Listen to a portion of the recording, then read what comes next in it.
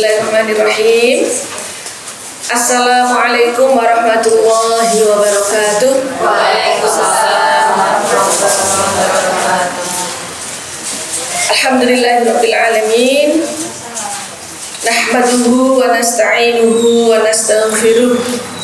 Wa na'udzu billahi min syururi anfusina wa min sayyiati a'malina. May yahdihillahu fala mudilla lahu wa may yudlilhu fala hadiya lahu. Asyhadu an la ilaha illallah wa asyhadu anna Muhammadan abduhu wa rasuluhu la nabiyya ba'dah. Allahumma salli wa sallim ala sayyidina wa syafi'ina wa habibina Muhammad wa ala alihi wa sahbihi wa barik wa sallim ajma'in. Amma ba'du. Subhanaka la ilma lana illa ma 'allamtana innaka antal alimul hakim. Shadaqallahul azim. Ibu-ibu yang saya cintai, alhamdulillahirabbil alamin. Nikmat yang tiada tara, nikmat yang luar biasa sekali, rizki yang sangat besar pada pagi hari ini. Allah memberikan kita semua kesehatan, kesempatan untuk thalabul ilmi. Mudah-mudahan tempat ini ya, bagian dari tempat yang penuh berkah ya, buat Kagem Bu Nining. Masya Allah ya, jadi remen sekali seminggu sekali setiap hari Jumat tempat ini diawali dengan kajian ya. Alhamdulillah, mudah-mudahan berkahnya juga melimpah buat kita semua. Amin. Ibu-ibu yang saya cintai, bulan ini adalah bulan Dzulqa'dah. Sebelumnya kita Ramadan, kemudian Syawal, kemudian Dzulqa'dah. Jadi Dzulqa'dah itu salah satu bulan suci yang kita semua diminta untuk meningkatkan terus ya amal soleh kita begitu. Jadi kalau di bulan Ramadan kita di training selama 1 bulan, kemudian Syawal mestinya ada peningkatan, tapi saya kira kita semua gitu hawa Syawalan itu terus menerus ya Bu ya. Di mana-mana judulnya Syawalan ya, jadi keluarga, dari tetangga, kemudian komunitas dan semuanya. Nah ini di bulan Dzulqa'dah, Bismillahirrahmanirrahim, dengan mohon pada Allah Subhanahu Wa Taala kita diberi kesempatan untuk makin meningkatkan kualitas diri.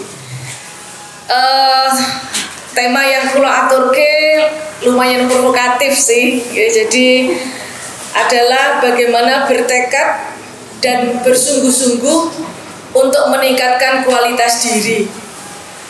Jadi kalimat bertekad dan bersungguh-sungguh itu 2 kalimat atau 2 kata yang harus kita highlight gitu ya. Jadi harus kita garis bawahi sehingga kemudian agenda kita, cita-cita kita untuk meningkatkan kualitas diri itu konkret.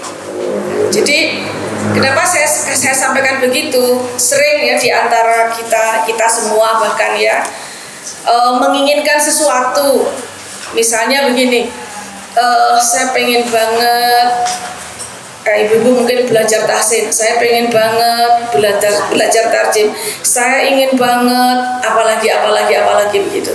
Dan sering sekali keinginan itu baru di layer keinginan, tanpa kemudian di follow up, di breakdown bagaimana kemudian meraih keinginan itu. Kita sebagai, kalau saya sih karena saya ibu rumah tangga, walaupun tidak berkarya di luar rumah, tapi selalu membuat planning, kemudian ada evaluasi setiap program yang saya lakukan gitu.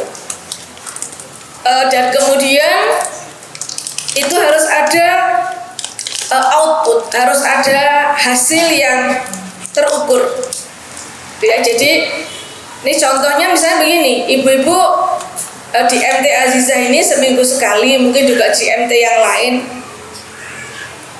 bisa mengukur diri kita sendiri, bisa mengukur masing-masing kita sejauh mana output yang saya peroleh, hasil yang saya peroleh di pengajian MT Azizah ini yang korelasinya dengan peningkatan kualitas diri.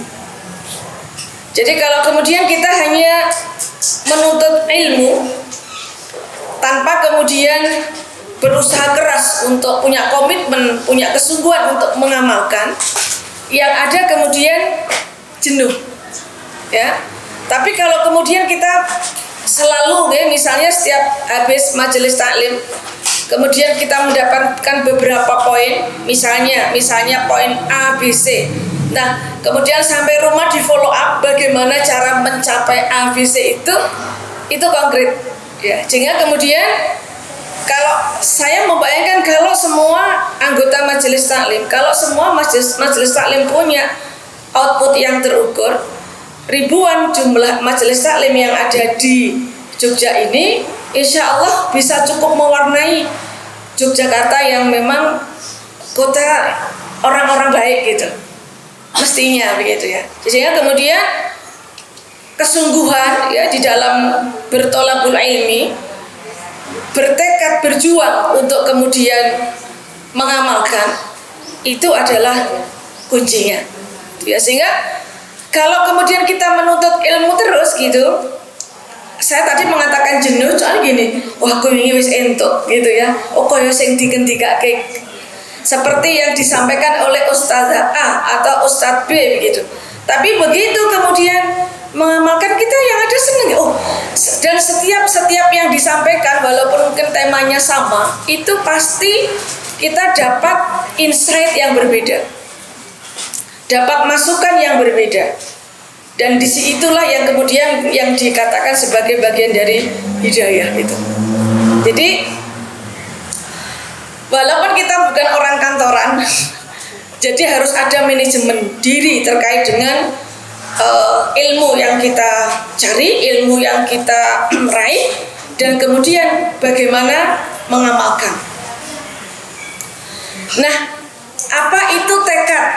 Jadi sesuai dengan tema. Jadi bertekad dan berjuang untuk meningkatkan kualitas diri.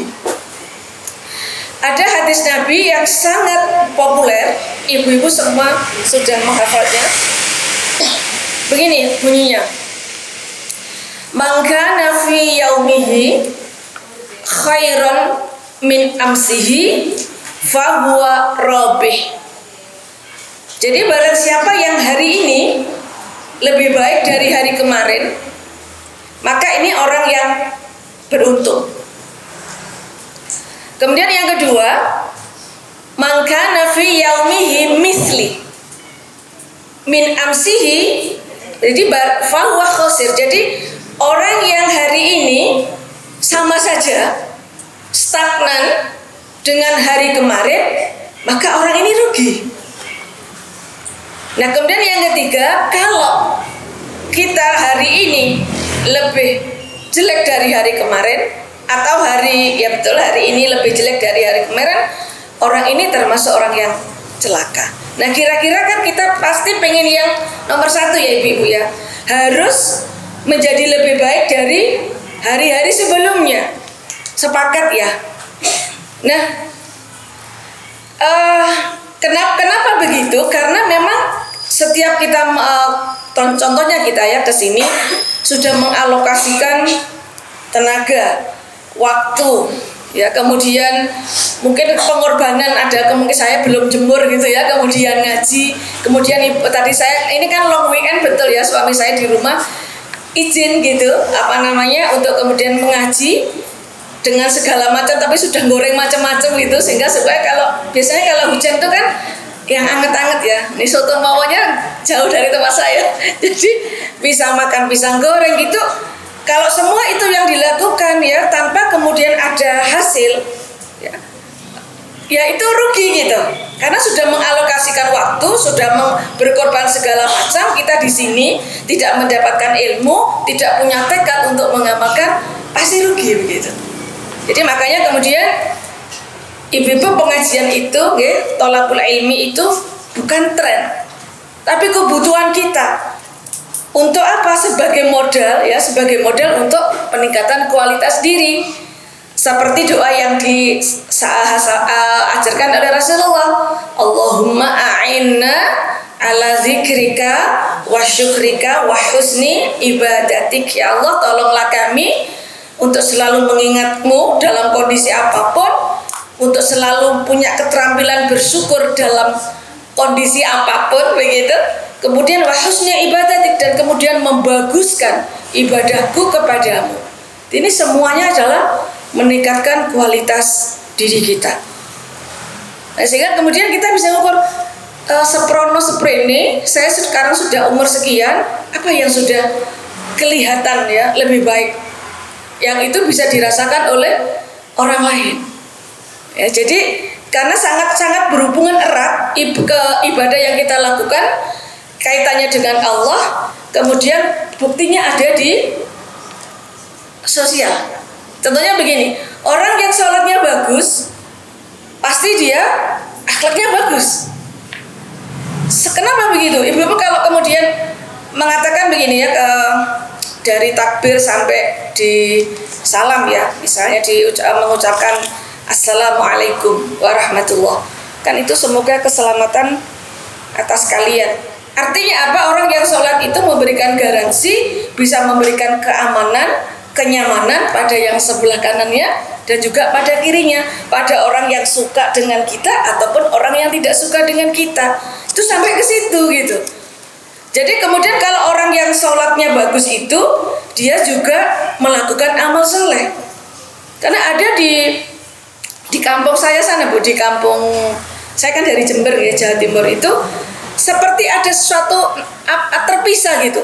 Sholat ya sholat, kemudian berbuat baik ya berbuat baik. Jadi padahal ini berhubungan gitu. Sehingga kemudian ada orang yang dia sholatnya bagus, puasanya bagus, tapi pelit, kan nggak nyambung. Ya, jadi mestinya tidak begitu gitu. Jadi itu seperti terpisah. Kemudian sholatnya bagus tapi nggak mau kerja keras. Sholat ngajinya bagus tapi dia bukan teliti. Padahal kalau ngaji itu ibu-ibu, tahsin itu, kemudian harokatnya, mau fathah, mau dhamma itu teliti, harus betul. Sehingga outputnya dirasakan oleh orang lain, dia orang yang teliti. Dia orang yang kerja keras karena memang itu butuh-butuh kerja keras itu. Jadi bagaimana ibadah kita kepada Allah yang sudah kita lakukan itu, outputnya dirasakan oleh orang lain. Jadi itu bukan satu yang terpisah. Jadi ibadah dengan ibadah, kaitannya kepada Allah dengan ibadah sosial itu relate. Nah, itu berhubungan gitu. Jadi kalau kita zikir misalnya ya Hamid, Alhamdulillah, segala puji bagi Allah. Bagaimana kemudian buktinya di dalam kehidupan? Kalau saya tidak dipuji, orang apa?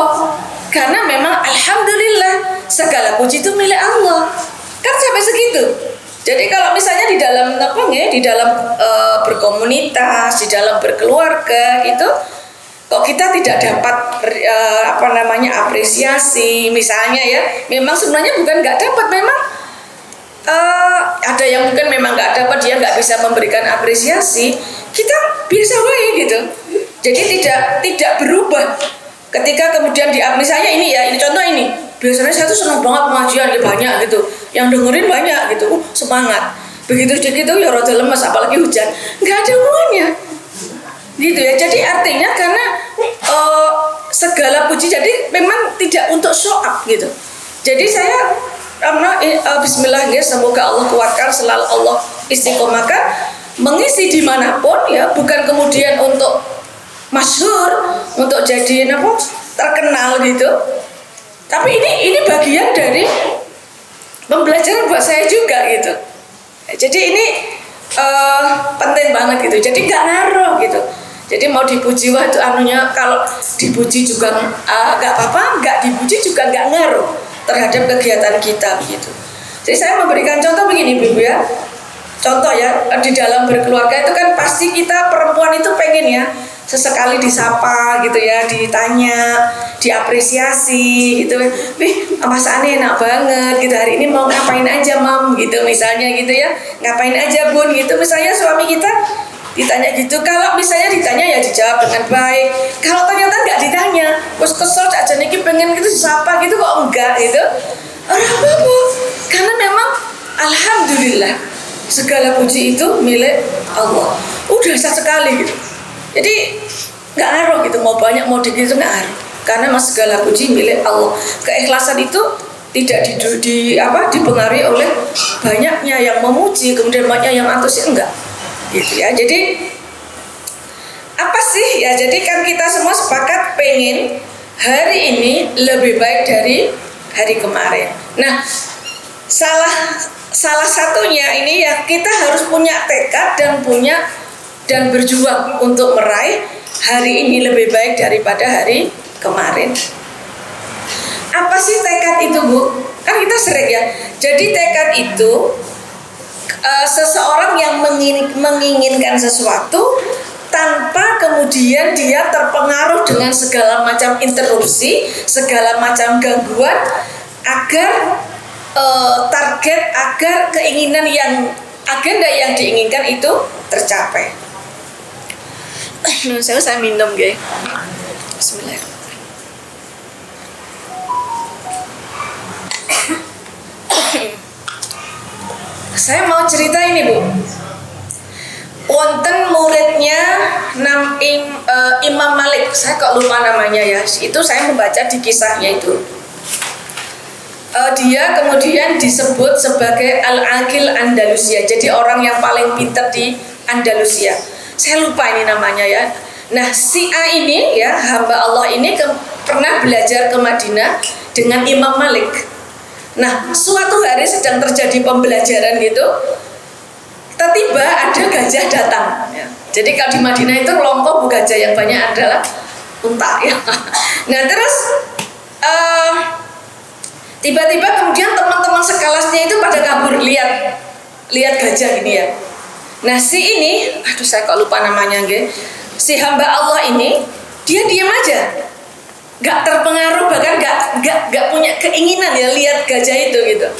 Terus saya nanya, Imam Malik nanya, kenapa kok nggak kepingin keluar juga kayak teman-temanmu? Padahal kalaupun kamu keluar itu nggak apa itu gitu loh.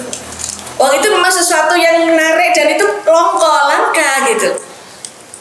Ini si hamba tadi yang pembelajar ini dia mengatakan begini, wahai Imam Malik, saya kesini datang jauh-jauh dari Andalusia ke Madinah itu belajar.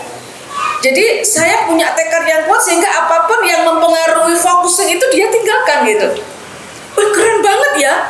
Padahal kalau kita itu kan senang banget ya, banyak interupsi, rono-rono yuk gitu ya. Jadi saya punya teman itu dia punya komitmen yang sangat tinggi. Jadi suatu hari ini komplit orangnya di Jogja sekarang masih sering bersama saya itu, dia sudah rutin mengadakan ini terjemah berkata pakai online gitu. Enggak, waktu itu masih offline gitu. Tiba-tiba ada takziah. Nah, kemudian teman saya yang satu ini dia tidak bergeming, nggak ikut takziah saat itu juga.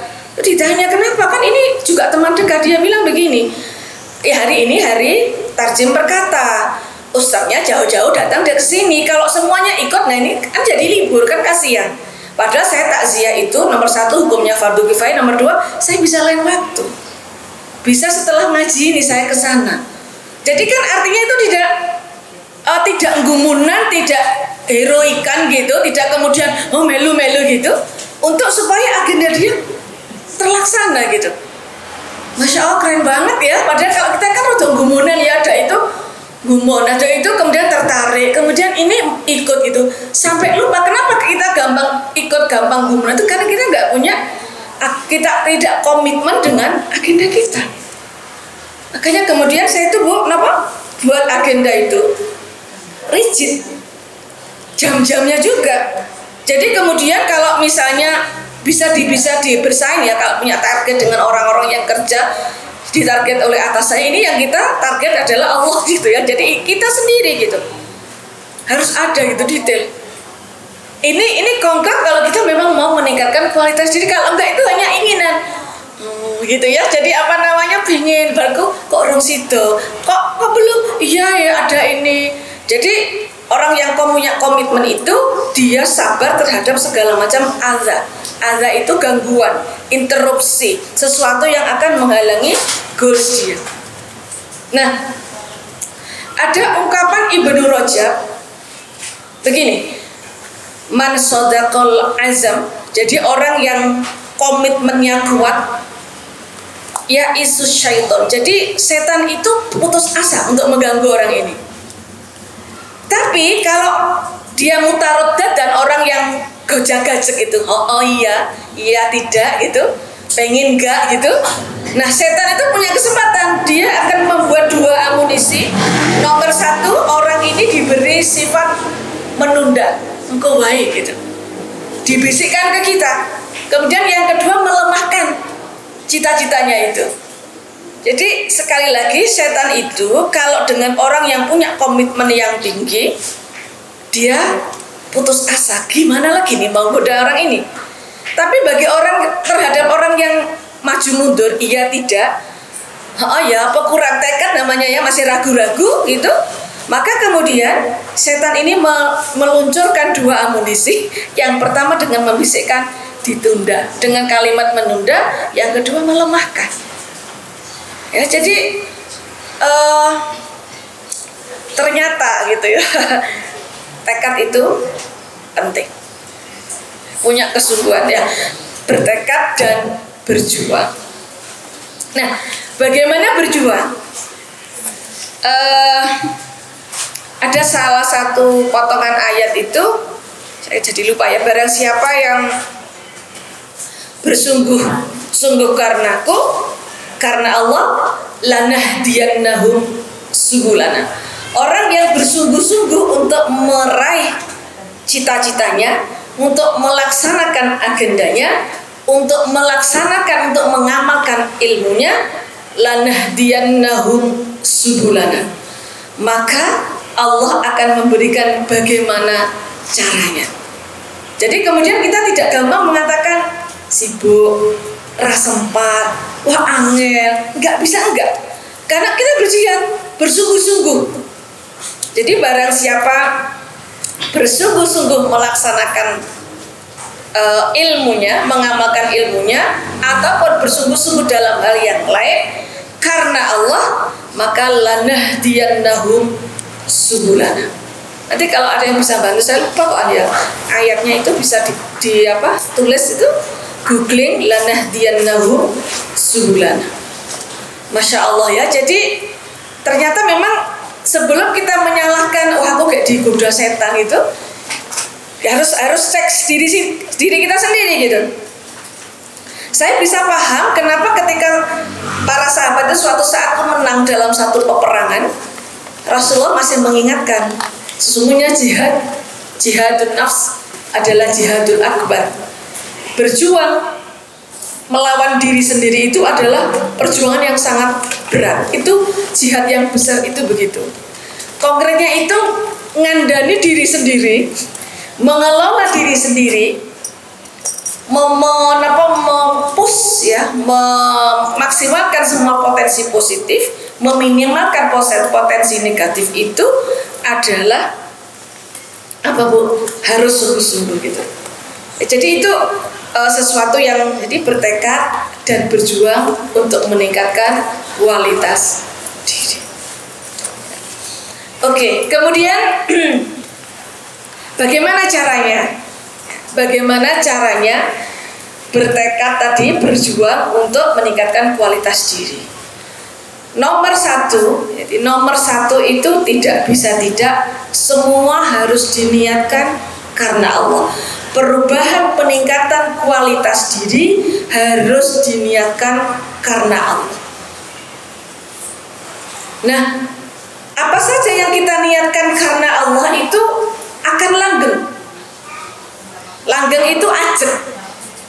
Jadi kalau kita meniatkan atau mendedikasikan karena yang lain, itu bisa biarpet gitu. Jadi kalau karena Allah, itu insya Allah akan langgeng. Saya akan memberikan contoh begini, mungkin saya juga sering menyampaikan ya. Saya dulu mungkin juga pernah cerita, saya sudah khatam kitab pernikahan ketika SMA. Saat itu berniat kalau kemudian nanti suatu saat menikah, berniat bertekad untuk mendapatkan surga di dalam berkeluarga. Nah, sehingga orang yang meniatkan surga yang tidak lain karena Allah, segala macam hambatan insya Allah akan diberi kekuatan gitu. Karena apa? Memang surga itu nggak gampang. Surga itu tidak murah meriah. Kalau kemudian ada konflik, itu satu yang lumrah. Tetapi kemudian bagaimana endingnya adalah baik gitu. Nah, sehingga dulu ya kesepakatan kami, saya dan suami itu, ketika ditanya besok kalau berkeluarga imamnya siapa? Kan biasanya imamnya kan suami gitu ya Bu ya. Betul, imam itu suami, tapi imamnya imam itu siapa? Nilai agama. Sehingga kemudian siapapun seorang imam bisa jadi salah, seorang makmum juga bisa jadi salah. Maka bagaimana nilai Allah, nilai agama kita itu mengatur itu. Sehingga bukan berarti keluarga yang samawa itu yang adem ayem tentrem, nggak pernah ada keributan ya, nggak pernah ada perselisihan. Nggak mungkin kan sebenarnya itu, karena apa? Dari kepalanya juga berbeda, kebiasaannya berbeda, segala macamnya berbeda, kemudian bersatu pasti ada saling sesuatu yang mungkin tidak, kok nggak pas ya, kok nggak cocok. Tapi ya kalau itu kemudian diniatkan ya, sekali lagi karena Allah itu ya memang itu dicari solusi. Kalau kemudian imamnya adalah nilai-nilai agama, insya Allah solusinya akan baik. Jadi itu dan tidak semudah itu, samawa itu harus diupayakan sepanjang hayat. Tidak hanya mungkin 5 tahun pertama, 10 tahun pertama, enggak, sepanjang hayat. Karena apa? Manusianya, orang pelakunya berbeda. Jadi kalau dulu masih muda ya, masih 5 tahun pertama itu kan ya ibu-ibu udah tahu bagaimana. Kalau sudah seusia saya, sudah di hampir 60 tahun, pasti berbeda. Saya juga sudah berubah, suami juga sudah berubah. Skillnya juga harus bisa dong gitu. Dan bagaimana kemudian berinteraksi dengan suami yang sudah juga berusia di atas 60 gitu. Kan nggak sama dengan ketika umur 26 kan gitu. Jadi karena Allah berarti tidak pernah berhenti untuk belajar bagaimana menuju sana. Iya, oke. Kemudian yang kedua, harus punya ilmunya. Kenapa kita mau meningkatkan kualitas di sisi itu gitu, kualitas diri di bidang ini misalnya. Harus punya ilmunya. Supaya apa? Itu tidak jadi misalnya begini, non sewu ya. Ibu-ibu pakai jilbab ini harus ada ilmunya kan Bu? Apa yang mendasari kita pakai kerudung? Kalau tidak gitu nanti ya naudzubillah min dzalik, itu ada gangguan, ada hambatan, itu jadi ragu-ragu kembali gitu. Jadi misalnya ibu-ibu harus tahu, bukan harus tahu dari memang belajar, ada ilmunya. Ini adalah bagian yang disunahkan atau diwajibkan? Nah, ya diwajibkan. Ayatnya apa Ibu? Salah satunya di surat Al-Ahzab 59. Kita tahu perempuan itu semua aurat kecuali muka dan telapak tangan. Nah, sehingga kemudian bagaimana ciri-ciri pakaian yang menutup aurat itu? Boleh gak berbunga-bunga? Bukan berarti saya bunga terus boleh ya. Kan kita harus tahu gitu. Jadi dulu itu ketika kami mahasiswa itu trennya itu semua gamis gitu. Nah itu tren, ketika saya ditanya kenapa pakai rok and blouse, karena memang tidak ada dasarnya. Yang penting itu tidak membentuk lekuk tubuh. Iya Bu ya. Jadi kemudian tidak transparan. Ini penting karena apa? Jadi saya tahu kemudian kalau misalnya saya itu agak berbeda dengan teman, misalnya dalam hal itu karena saya punya landasan. Nah kalau kemudian saya punya teman yang mahasiswa itu dulu dia terlalu cepat untuk kemudian menjadi baik ya, karena prosesnya itu instan ya, biasanya dengan segala macam itu akhirnya dia ketika punya sesuatu dia kecewa, ambiar, jatuh begitu. Dia yang mungkin non sewu dulu sangat bagus, rapi gitu ya berpakaiannya, karena dia kecewa gitu, ya sudah kemudian ambiar yang kayak begitu. Makanya harus punya ilmu. Kenapa ibu-ibu itu pengen datang di MT Azizah? Karena ini memang kewajiban kita untuk selalu thalabul ilmi. Karena kita harus bersosialisasi, harus ada semuanya. Jadi ilmunya apa? Untuk meningkatkan kualitas diri. Jadi saya lakukan. Jadi harus tahu ilmunya. Kenapa saya harus belajar tahsin? Karena saya tadi bilang AIU itu jadi artinya beda. Contohnya begini, sa'adal mudarrisu thaliba. Jadi yang mudarris ini pakai dhammah, yang thalib pakai fathah. Itu artinya guru menolong murid. Tapi kalau saya balik, kemudian al-mudarris itu jadi fathah, yang thalib itu jadi dhammah, berarti seorang pelajar menolong gurunya. Bayangin ibu-ibu, jadi tidak, saya itu tenggene kampung kula itu ngajari tahsin diterima itu belum lama. Tahu dulu, mbok kersane to Bu, wong lumayan pun saged ngaji. Daripada mboten ngaji pun lumayan, pun bosan usah disalah-salahke. Loh padahal nggih itu ngaruh gitu terhadap arti. Jadi hibah dengan ghibah beda.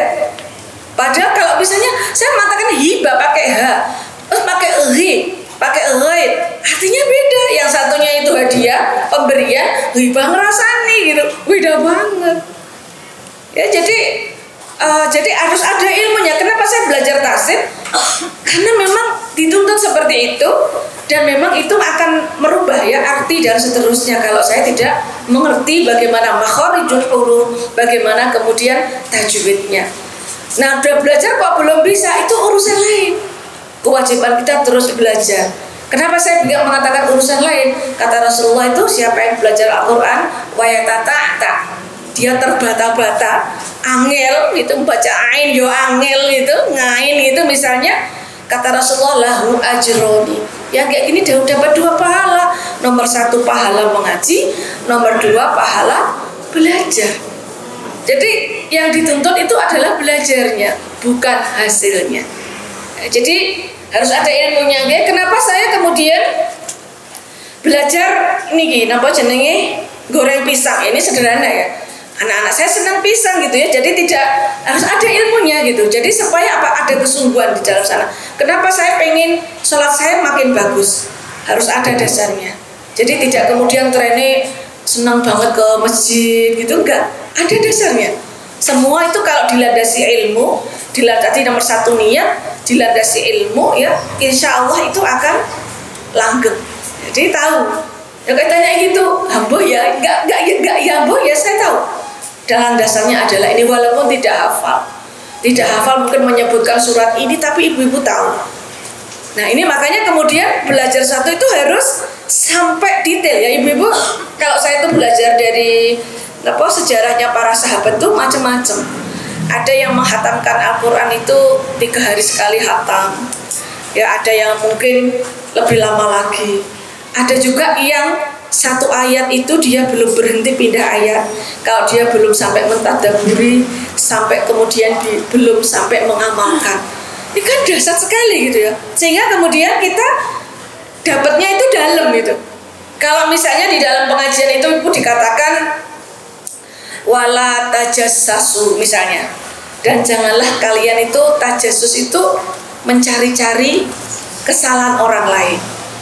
Nah, satu potongan ayat ini itu bagaimana kemudian kita mentadaburi, bagaimana kemudian mengamalkan. Nah, supaya tidak tajassus, tidak mencari-cari kesalahan orang lain, kemudian bagaimana berinteraksi sampai kayak begitu.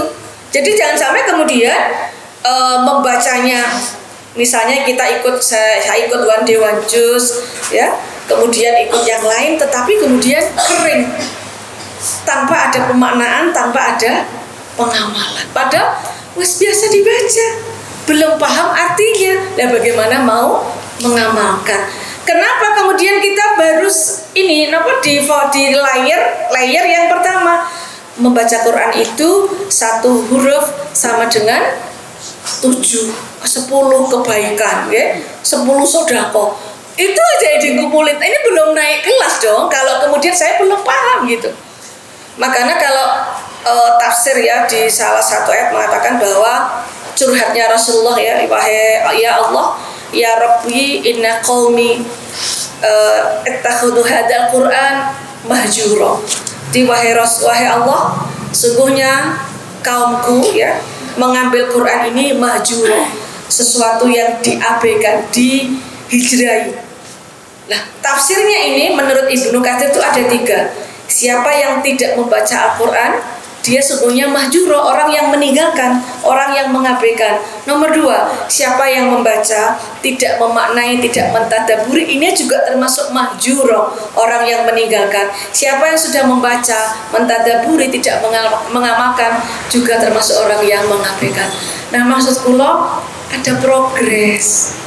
Kalau sudah bisa baca Al-Quran, kita tahsin, kita tajwidnya sudah betul, makhrajnya sudah betul, mungkin dalam waktu bersamaan mulai mengerti. Ini kalau kampanyenya menikah Bu, bagaimana memaknai, mentadaburi Al-Quran. Saya dulu punya circle kecil, ada 6 orang itu dulu punya perjanjian, bukan perjanjian, kita mau apa ya, misalnya 1 hari one day one juz. Terus saat ini diganti bagaimana berinteraksi dengan Al-Quran. Jadi tidak hanya one day one juz, bisa jadi 1 jam berinteraksi dengan Al-Quran. Nah, kalau niku lek mau 1 halaman Ibu, baca, kemudian artinya, tadaburnya, tafsirnya niku lebih dari 1 jam.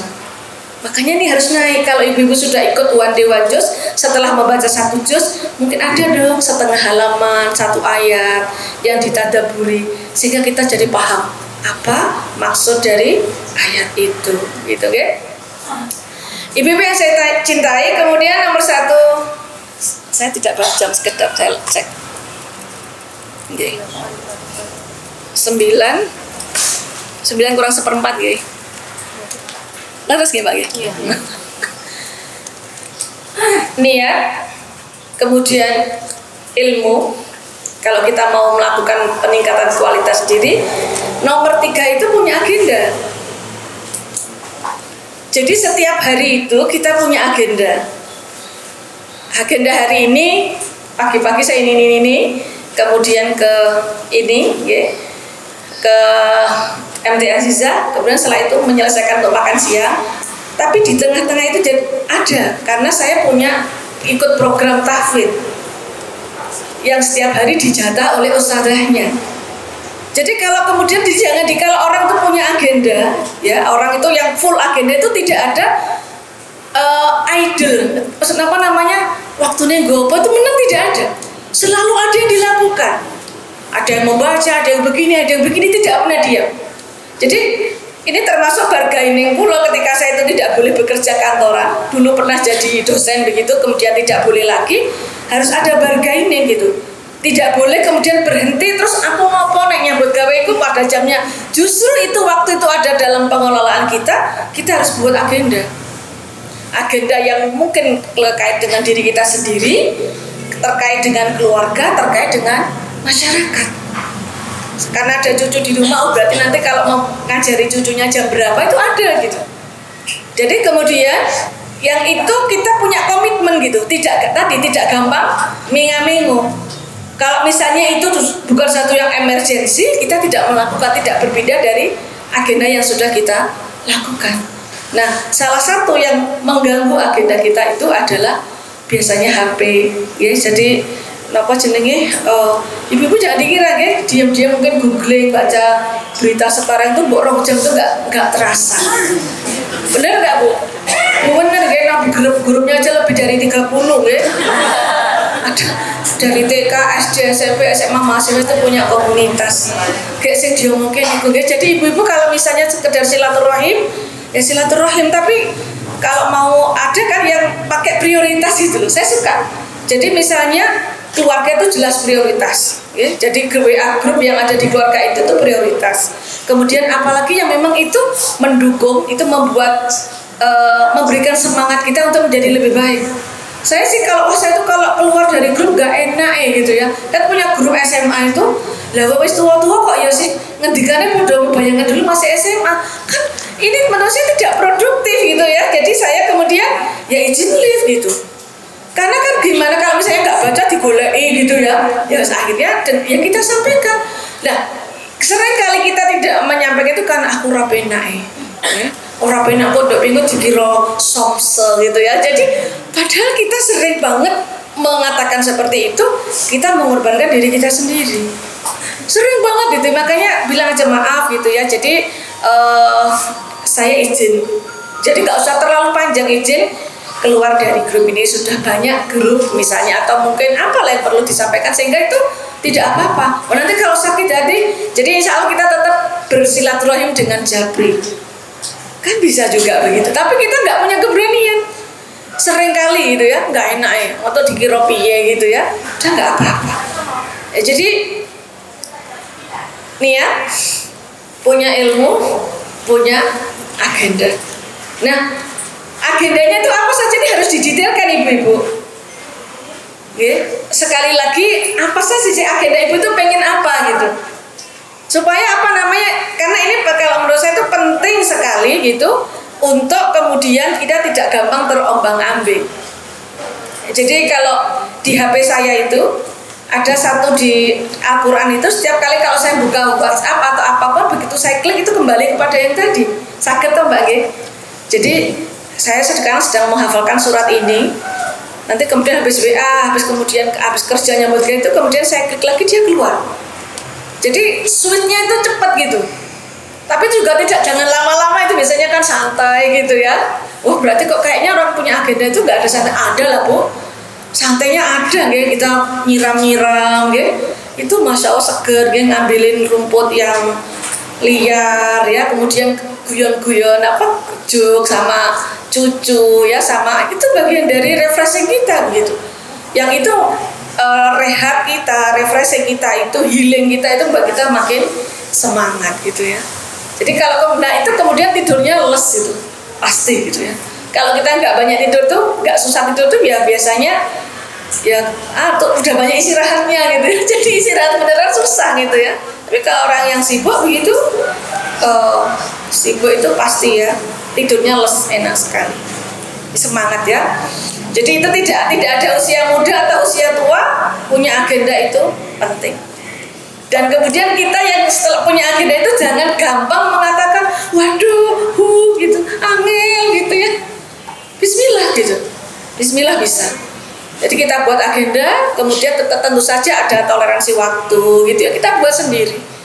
Jadi saya bayangkan, saya tuh sering ngingetin anak saya yang nomor 2 itu kan entrepreneur yang bisnis Bu. Saya bilang lah kowe wae lho nek bakulan kopi, karena dia supplier niki Bu, ada roastery di rumah kami itu.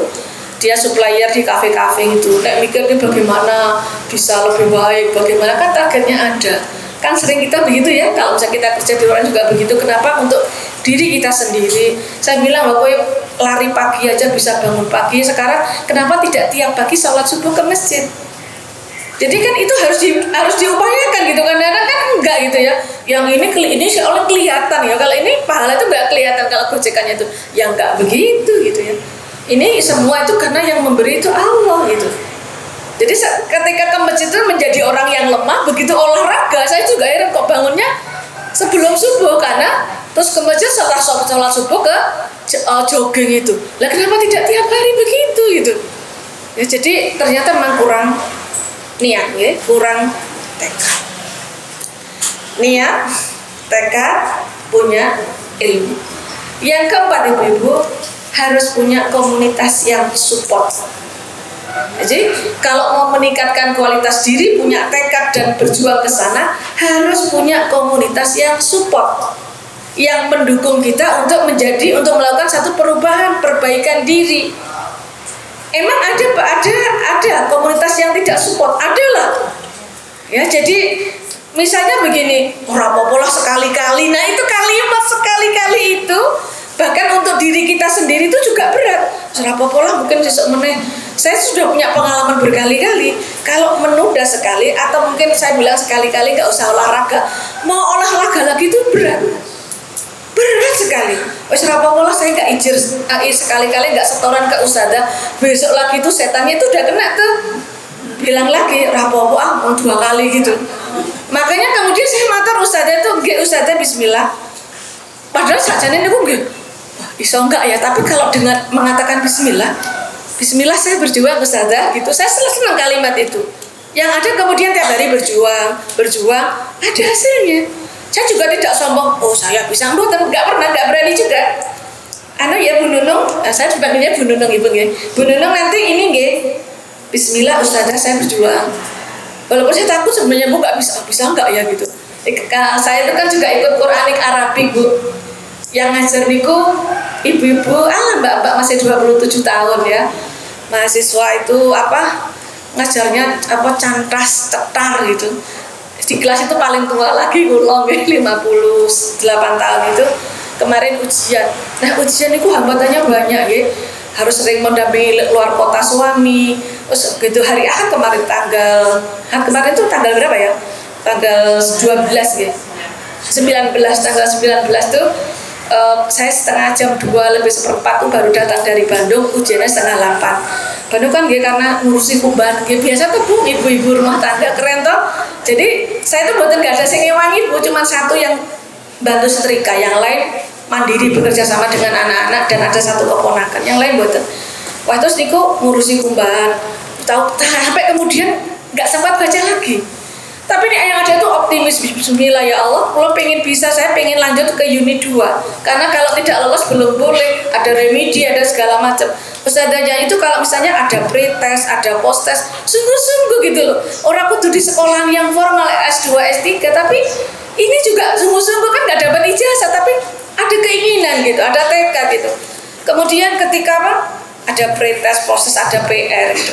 Kalau misalnya ngajinya agak nggak fokus itu diingatkan juga, Bu Nunung fokus ya, minum putih dulu.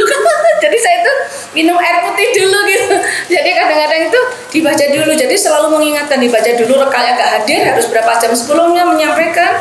Kemudian di alasannya apa, tapi nggak boleh alasan drama katanya. Jadi misalnya pas saya itu nggak boleh banyak alasan.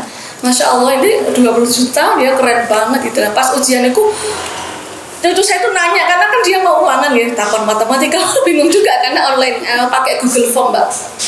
90 soal, waktunya 1 jam.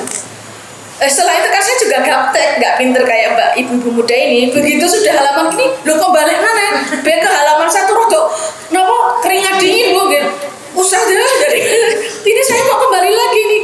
Terus kan karena itu pilihannya banyak, manjang itu mencet ini karena tangannya gede, mencet kepencet ini, masya Allah gitu. Kemudian akhirnya saya tuh kurang 15 menit baru 50 soal Bu. Kemeringet gitu.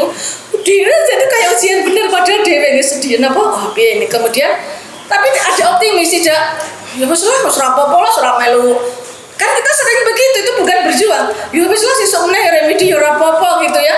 Enggak sampai tetes darah penghabisan gitu. Tak kerjakan nggih. Oke. Terus kemudian ibu-ibu 10 menit lagi.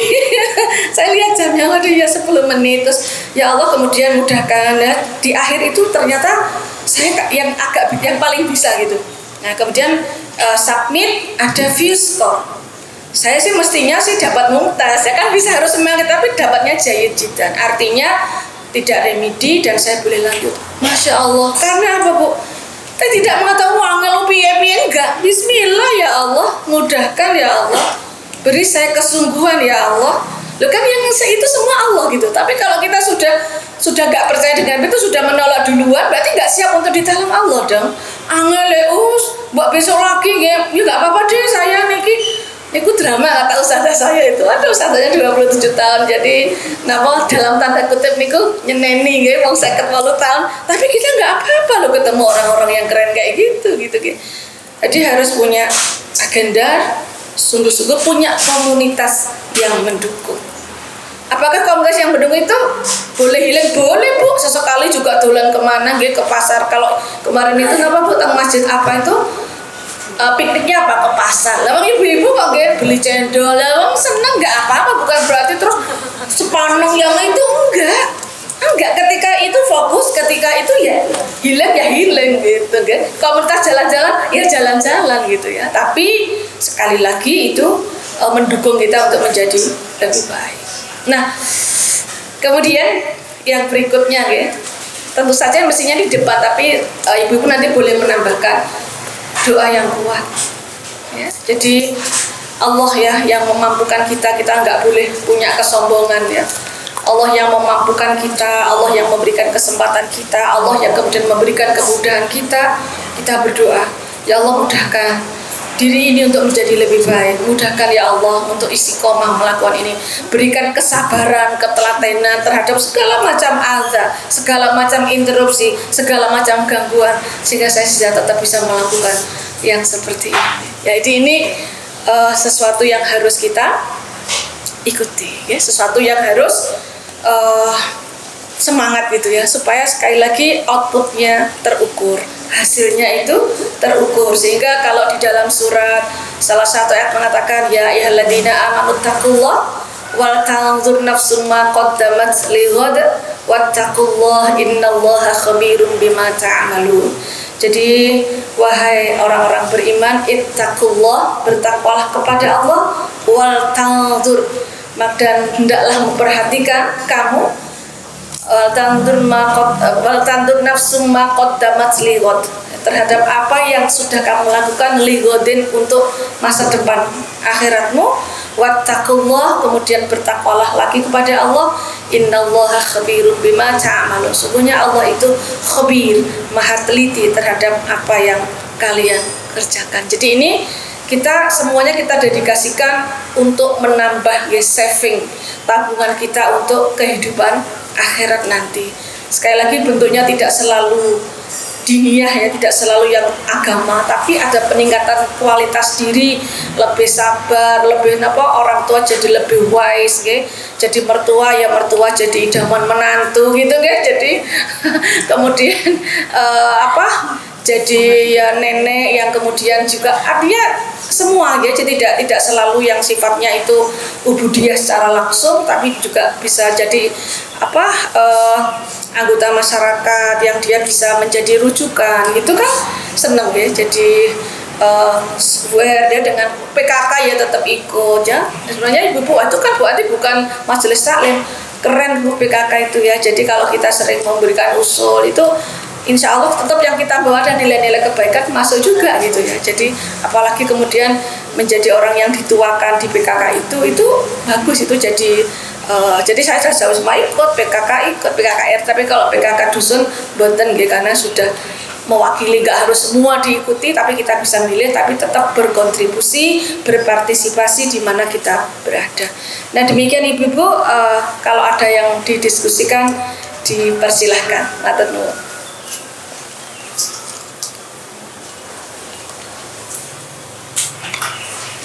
Masih ada waktu, saya ada yang ingin bertanya. Baru jam 9 ternyata. Dua penanya masih bisa untuk dua penanya.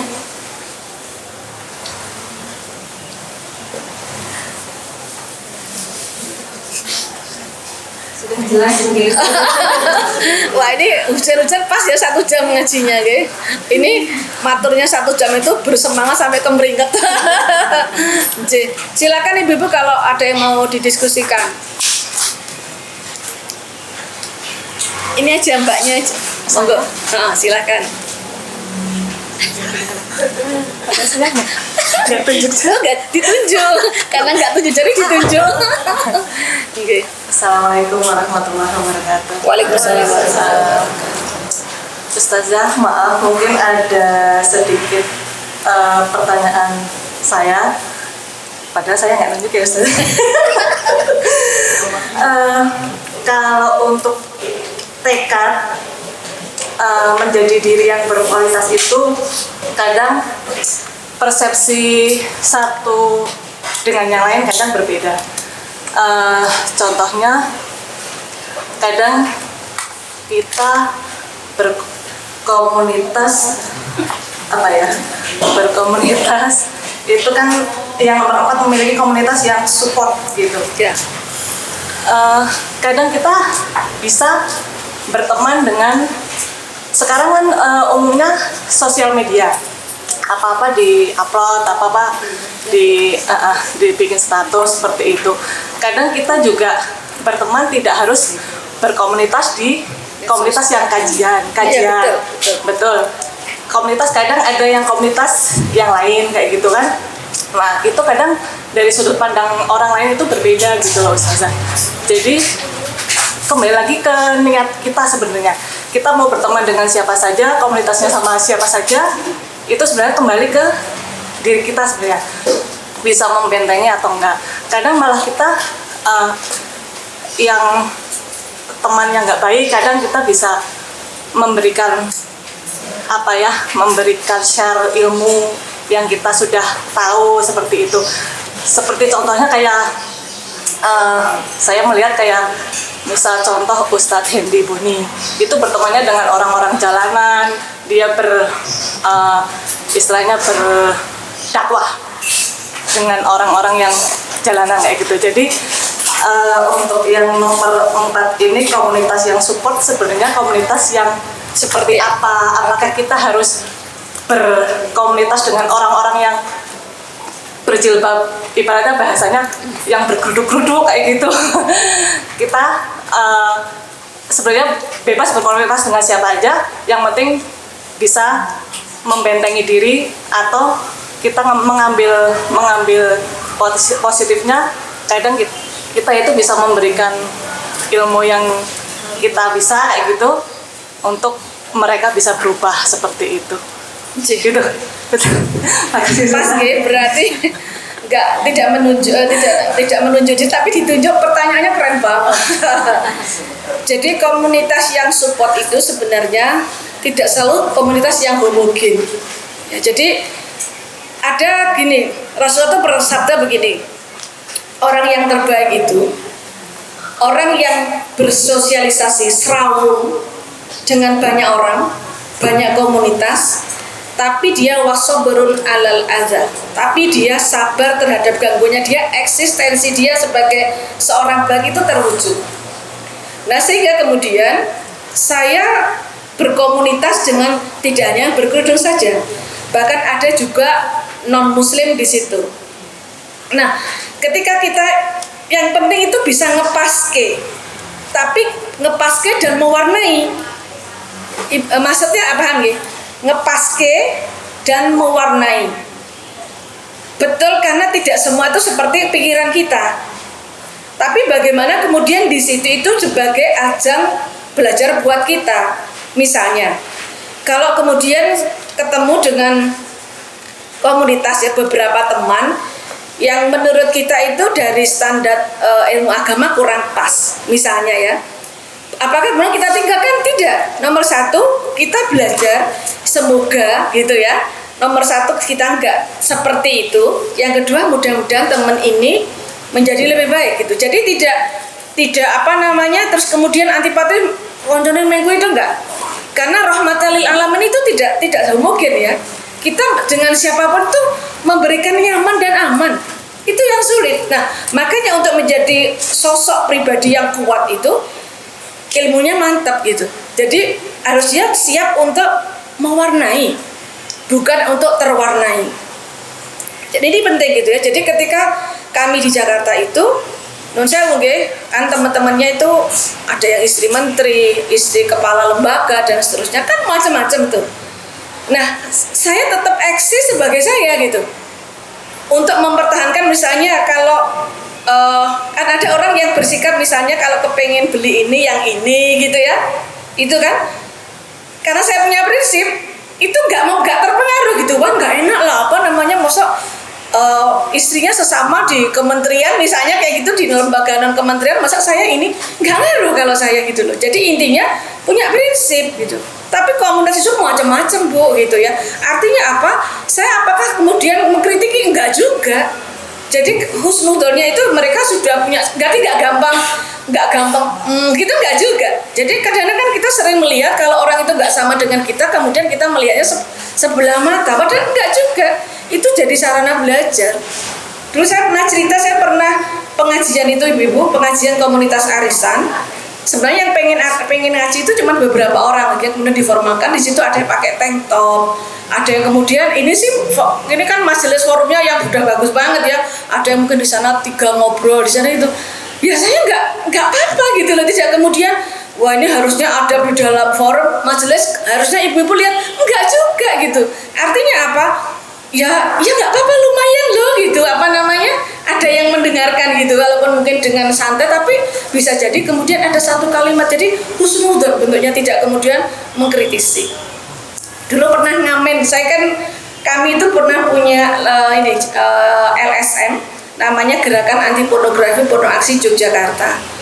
Nah, sering kemudian datang ke warung-warung makan, kalau sekarang mungkin kafe itu, jadi spot yang biasanya untuk musik itu, live musik itu kita beli, kemudian kita ceramah di situ, ngobrol talk show bukan ceramah gitu ya, tentang bagaimana pornografi itu. Intinya apa? Sekali lagi yang namanya komunitas mendukung itu, komunitas yang baik itu tidak selalu seragam. Begitu tidak sama dengan kita, bagaimana kita eksistensi sebagai solihah tetap terjaga. Jadi misalnya saya bisa kemudian mempengaruhi siapa dengan kalimat mereka. Saya waktu mundur pengajian di rumah dinas waktu di Jakarta itu kan orang Dharma Wanita kan juga ada yang non muslim kan Bu. Bukan berarti terus dia nyaman aja ikut. Bu saya tak fotografi aja. Oh silakan. Dia ikut terlibat gitu loh. Artinya apa? Menjadi jiwa yang diri yang rahmatan lil alamin. Tapi eksistensi. Tadi seperti sabda Rasulullah, macam-macam temannya, kemudian gangguannya macam-macam, tapi eksistensi sebagai perempuan yang solihah, dia punya prinsip, nggak gampang termakan, itu tetap kelihatan, gitu ya. Sehingga dimanapun itu ya kayak gitu, tidak kemudian yang maksud saya yang komunitas ya, kalau orang yang tidak punya prinsip itu komunitas A seperti A, komunitas B kayak B gitu, ini nggak eksis dia. Jadi kan sekarang itu misalnya kalau wong sholat ya, kalau pergi bareng-bareng, kalau mungkin majelis taklim itu ya pasti ya Bu ya. Tapi kalau pas komunitasnya bareng macam-macam, belum tentu kemudian sholat itu jadi diutamakan. Tapi bagaimana kita bisa mengatakan ya harus itu dong gitu. Nah seperti itu. Jadi makanya pribadi rahmatul lil alamin itu keren, diminati oleh banyak orang. Jadi bukan yang udungan tok, enggak, macam-macam gitu ya. Jadi bahkan kalau saya itu segala macam level umur. Saya komunitas dengan ibu-ibu UGM itu orang-orang lansia, tapi juga punya komunitas dengan ibu-ibu muda, karena saya juga nanti lansia juga kayak ibu-ibu itu, tapi saya punya anak-anak yang masih ibu-ibu muda, saya belajar dari situ gitu. Jadi sekali lagi yang mendukung itu menjadi lebih baik. Artinya bisa jadi komunitasnya macam-macam tapi menjadi lebih baik. Saya harus bersyukur ya, kemudian saya tidak seperti itu, tapi bukan yang larut, tapi bisa memberikan warna, mewarnai bukan terwarnai, itu ya. Jadi makanya kemudian harus mantap gitu. Orang di mana-mana itu memberikan kebaikan. Ya tidak harus nilainya agama, banyak ibu-ibu caranya. Jadi itu skill ya untuk saya bayangkan ibu-ibu nanti semua itu menjadi daiyah dengan bilhal, dengan sikap, tidak dengan selalu ucapan, tuh keren banget gitu ya. Jika orang itu melihatnya bukan wah dengan kudungan tuh gimana, padahal biasa lah gitu. Di komunitasnya banyak gitu. Jadi saya buat acara-acara Dharma Wanita begitu yang di-create gitu. Baca Hari Ibu itu kan nggak selalu terus ceramah, enggak, yang bikin yang ada improvisasi tentang apa, tapi dapat nilai gitu ya Mbak. Jadi komunitas yang mendukung jadi lebih baik nggak selalu homogen, tapi kita tetap eksis, itu maksudnya sebagai orang baik. Demikian satu lagi pasti ada dong. Monggo ibu-ibu. Ya monggo. Assalamualaikum warahmatullahi wabarakatuh. Waalaikumsalam warahmatullahi wabarakatuh. Ini gimana aja? Misalnya di kelompok itu ada sebuah, ada gegengan bagaimana jika kita campur dengan gegengan atau bagaimana atau kita tetap jadi tidak sempurna. Iya ya, jadi betul apa geng-gengan kok jadi ke SMA Mbak yang saya dulu nganu ibu punya komunitas pengajian ya. Komunitas pengajian itu berbasisnya itu tadi geng geng misale geng nganggo lambe yang bagaimana, kemudian apa tasnya apa gitu nggih. Kemudian seneng kan ada yang seneng tiktokan gitu nggih. Jadi apa namanya, terus gimana sikap kita, melu atau enggak gitu ya. Ya kita tanya diri kita sendiri gitu. Jadi singkat cerita kemudian saya sedikit merubah ya, sedikit-sedikit kemudian buat perubahan di komunitas itu. Bagaimana kalau kita di sini hadir itu umum-umuan ya, bersaing berlomba-lomba menjadi orang baik. Jadi tapi itu lama Bu, lebih dari 8 tahun, karena kan yang di situ itu dulu tuh gawane apa gitu kan, apa jenenge kok misalnya saya mau sampai ininya kok glowing iki nang ngendi gitu ya. Jadi apa luar biasa, karena ibu-ibu tuh masya Allah sangat keren lah pokoknya. Ini tuh nanti sampai ada yang tanya, Mbak merawat itunya di mana? Gak dikasih tahu ya, nanti udah ikut-ikut glowing ya. Jadi artinya itu jawabannya apakah ikut-ikut itu enggak, tapi kita pribadi yang kemana-mana. Jadi kemana-mana artinya itu di sini juga serawung, sini serawung, tapi tetap eksis tadi. Saya sih gak ikut-ikut, misalnya saya glowing ya saya saukur ya. Kalau misalnya kan sekarang ada juga Bu ya, nah, saya itu pernah diprotes oleh seorang suami, dia bilang lah bojoku melu pengajian ini malah kacau ya. Jadi maksudnya apa itu? Nah tadi yang itu bukan nilainya tapi sosialitanya begitu. Dia bilang gitu terus ya, tapi saya bilang ya terus jangan boleh ngaji ya, tetap ngaji tapi dibenerin gitu ya. Jadi makanya niat kita ngaji di sini di mana saja itu tolabul ilmi, meningkatkan kualitas didik. Jadi saya nggak punya teman dekat, tapi dengan siapa-siapa dekat. Jadi dengan orang yang mungkin geng yang bisa di apa biasanya agak di gimana tuh ya tetap dekat, berjarak sama. Jadi tapi kita bisa membawa diri kita, nggak usah ikut-ikut yang sini gitu. Tapi tergantung kemampuan kita gitu ya. Jadi kalau misalnya tasnya apa biasanya gitu Bu ya, ada yang jual tas, ada yang itu gitu ya. Kemarin saya pernah dideketin gitu, ada apa jual ini namanya perhiasan. Ya saya dideketin gitu loh, Mbak niki anu loh Bu ya gitu. Wah padahal saya itu enggak, terus berarti kan berapa enak lah tuh lah. Wong saya itu enggak mboten seneng nganggo apa gitu. Niku jamon kadang lali ya. Jadi artinya itu kan enggak tak paksa. Wah nanti enggak enak saya tak ikut. Enggak juga, karena macam-macam konsekuensinya kalau kita berteman dengan banyak orang itu macam-macam, makanya harus kuat. Jadi kuat pendiriannya gitu ya. Jadi tidak gampang. Jadi kita tidak usah ikut kemana, tapi nggak usah ikut dengan salah satu geng, tapi ikut kemana-mana berjarak yang sama, tetap memperhatikan siapa diri kita, kemampuannya seperti apa. Jadi jangan sampai kemudian jadi boros gitu ya. Begitu apa ikut pengajian kan ada apa, tren apa gitu ya. Tapi kalau memang kita nggak punya kemampuan, enggak gitu ya. Apalagi sampai kemudian besar pasak daripada tiang ya. Oke, saya kira begitu, oke? Saya kira terjawab ya Bu ya. Jadi ya, matur nuwun. Satu lagi atau sudah cekap ya?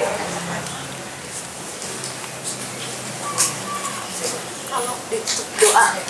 Oh doa ya. Oh nggih. Oke, ibu-ibu yang saya cintai, mari pertemuan ini kita akhiri dengan doa. Kita hadapkan pikiran, hati, dan perhatian kita kepada Allah Subhanahu wa Ta'ala. A'udzubillahi minasyaitonirrajim. Bismillahirrahmanirrahim. Alhamdulillahirabbil alamin. Allahumma shalli ala sayyidina Muhammad wa ala alihi wa sahbihi wa barik wa sallim ajma'in. Allahumma anta rabbi la ilaha illa anta khalaqtani wa ana 'abduka wa ana 'ala ahdika wa wa'dika mastata'tu. A'udzu bika min syarri ma sana'tu. Abu'u laka bi ni'matika 'alayya wa abu'u bi dhanbi faghfirli fa innahu la yaghfiru dhunuba illa anta ya rabbal alamin. Allahumma rzuqna hubbaka wa hubba man ahabbaka wa hubba ma yuqarribuna ila hubbik Bismillahilladzi la yadurru ma'asmihi syai'un fil ardi wala fis sama' wa huwas sami'ul alim. Allahumma rabbana ighfir lana wa liwalidayna warhamhuma kama rabbayana shighara wa li jami'il muslimina wal muslimat wal mu'minina wal mu'minat al ahya'i minhum wal amwat. Allahumma a'inna ala zikrika wa syukrika wa husni ibadatik. Allahumma aslih lana dinana alladhi huwa ismatu amrina wa aslih lana dunyana allati fiha ma'ashina wa aslih lana akhiratana allati fiha ma'adina. Allahumma ij'alil hayata ziyadatan lana fi kulli khair waj'alil mauta rahatan lana min kulli syarr. Allahumma la tada' lana dhanban illa ghafartah wala hamman illa farrajtah wala daynan illa qadaitah wala dhallan illa hadaitah wala maridan illa afaitah wala asiran illa yassartah wala maitan illa rahimtah wala hajatan min hawaijid dunya wal akhirah illa qadaitaha ya arhamar rahimin. Rabbana taqabbal minna innaka antas sami'ul alim wa tub alaina innaka antat tawwabur rahim. Rabbi habli minas salihin Rabbi habli min ladunka dzurriyyatan thayyibah innaka sami'ud du'a. Rabbi ij'alni muqimas salati wa min dzurriyyati rabbana wa taqabbal du'a. Rabbana atina fid dunya hasanah wa fil akhirati hasanah wa qina adzaban nar wa adkhilna jannata ma'al abrar ya aziz ya ghaffar ya rabbal alamin. Subhana rabbika rabbil izzati amma yasifun wa salamun alal mursalin walhamdulillahi rabbil alamin. Mohon maaf atas segala kekurangan, keterbatasan kula. Assalamualaikum warahmatullahi wabarakatuh.